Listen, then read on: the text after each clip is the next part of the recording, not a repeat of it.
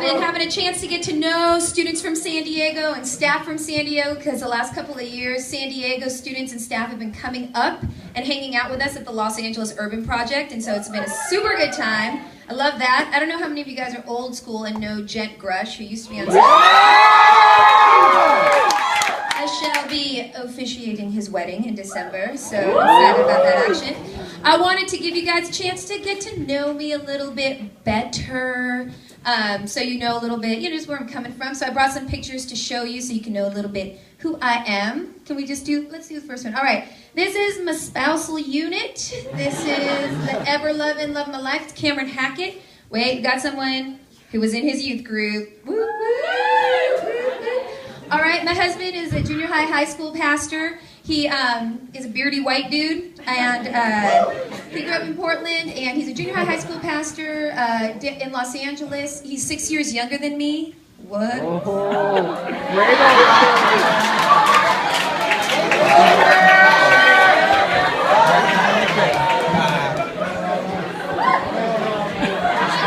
Thank you.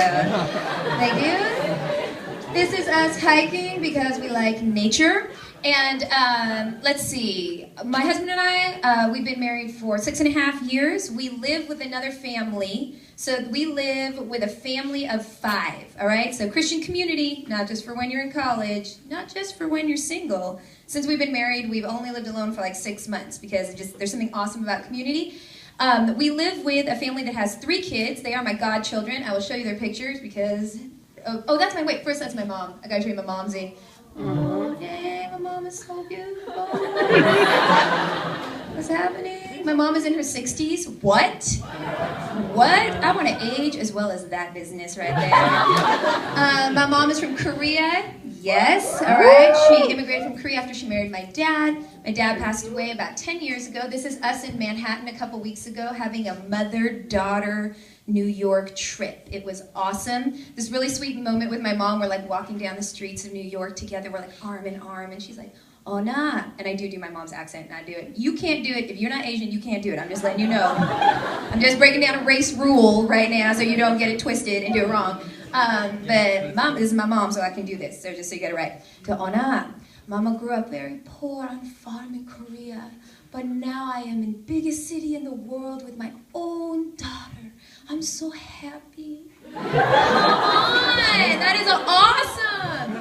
So that's my mom. I love her. And then I'll show you my godchildren. Okay, this is Mark, David, Stephanie. They are also half Korean, half white. What? Mentoring them in their biracialness and in donut eating, which is just. I also have one other godchild. So this is Guillermo. Aww. Yes, I only have incredibly beautiful biracial godchildren. So if that is something in your future that you feel like you want to loop me into, now you know where the bar is at. So that is Memo, and he lives in Omaha. Our best friends moved to Omaha, Nebraska, and there he is, just looking awesome. God, that picture is amazing. I love him. Yes, so that lets you know some of our community. One of my passions, we can go to the next one, is I work with the Los Angeles Urban Project. This is our director's team from this last summer. You'll see Gent is over there. Chizu is right there. Some familiar faces maybe. I love being a part of directing the Los Angeles Urban Project. I grew up in the suburbs, all right, and the suburbs of Seattle are like even more burby than like suburbs elsewhere. And when I came to Los Angeles and became a part of InterVarsity, found out God's at work in the city. I was like, I want to be a part of that. And every summer I get to introduce college students to what God is doing in the city and his heart for justice.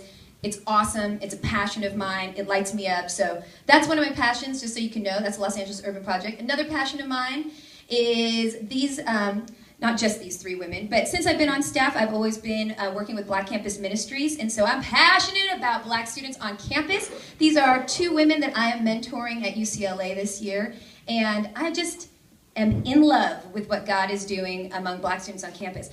It might be clear to you by now that I am not Black. You might have gotten confused when you saw a picture of my mom, and then you were like, that's crazy, that Korean woman adopted that Black child. No. That's not what happened. But I just love that we are a multi-ethnic kingdom, and I feel like there actually is something that is of Jesus to have a half Korean, half white woman who is just like 15 years deep into being passionate about what God is doing among black students on the college campus. So I'll talk about BCM all the time. BCM is short for Black Campus Ministries. So that's some of my passions, and then my other passion is that, yes, music. I have a band. This is like a promo shot from our, we did a little West Coast tour a little while back. So this is my band, Erna and the Erratics, not the Erotics, because that's like a totally different band with like a whole another situation going on. So that's me and my band. You can go to the next one. This is us. This is when we were up in Seattle, tooting around. I went to music school in my 30s. Like music is like totally this thing that I came into later. So these guys, like my drummer, I think he's 21. I mean, we are just like our age different, but I don't care. Music, we're all having a good time, but we had to wait till he turned 21 so we could start playing in places that served alcohol.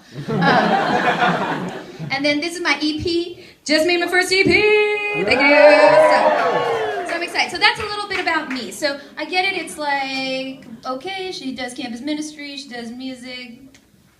I don't get it. I'm a mystery, guys. I'm an enigma. You can't wrap your brains around it. No. So anyway, that's a little bit about what I'm excited about. But the greatest passion in my life is Jesus. And that was not always true. I grew up in the church, and the sad story of the church is that sometimes the church is the worst at making Jesus sound boring. Like, you can go to church and just be like, Jesus. You know, like the Bible, like, really? That sounds really... You know, and so when I went to college and I found out that like Jesus was countercultural and Jesus dealt with race and Jesus dealt with justice and Jesus like got all up into people's faces. He was like, oh, do you have sin in your life? You should cut off your hand. I was like, I don't know what that means, but that is freaky. And it is far more interesting than like the precious moments Jesus that's like all over the place. I mean, Jesus is not like a little cute figurine in like a pink Bible carrying case. And so I'm passionate about Jesus and sort of like shedding the like lame, sad, like Jesus, like be nice to you. Right? No, Jesus is crazy. And so that's what we're going to talk about this weekend is what is compelling and exciting and interesting about Jesus. We're going to spend the weekend in a passage which, if you grew up in church, has often been like relegated to like the felt board and children's ministry. But this story is crazy and it's just has so much for us. So we're going to take it back and check it out. So we're going to look at Zacchaeus. Let's get that passage up there. All right.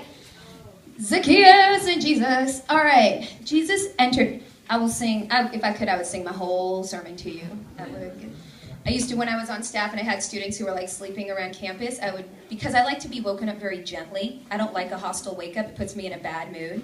I'd like walk from cabin to cabin and be like, ding, ding, ding, ding, ding, ding, ding. It's time to wake up. And I would literally go to every cabin and like wake up my students in this like with a little song. But then if people play basketball too early, I'll just be like a crazy woman that walks down to the basketball court and be like, it's too early! You didn't listen to the video. Let's see what happens with you guys tomorrow morning. All right, so, totally unconnected.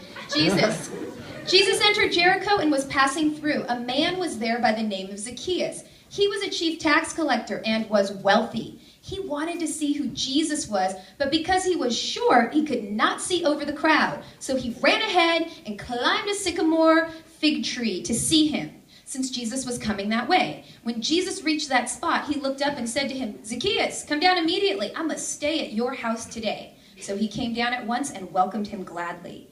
All right, we are going to hang out with Zacchaeus and Jesus all weekend. So let's talk a little bit about who Zacchaeus is and what it means that he's a tax collector.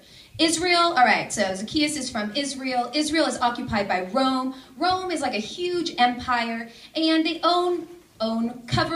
control huge territories. They're actually relatively hands-off, right? With Israel, they're not like super controlling, but the point of having lots of territories, or one of the advantages of having lots of territories, is a little bit of money. You can collect taxes. So what you need is people, like Jewish people, to collect taxes from their own folks.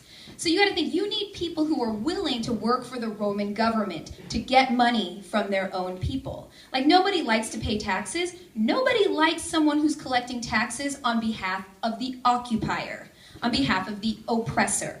But that is what Zacchaeus has decided to do. And this is basically how this system breaks down. If, like, let's say we've all decided to be tax collectors. We've decided to turn on our people for the sake of money.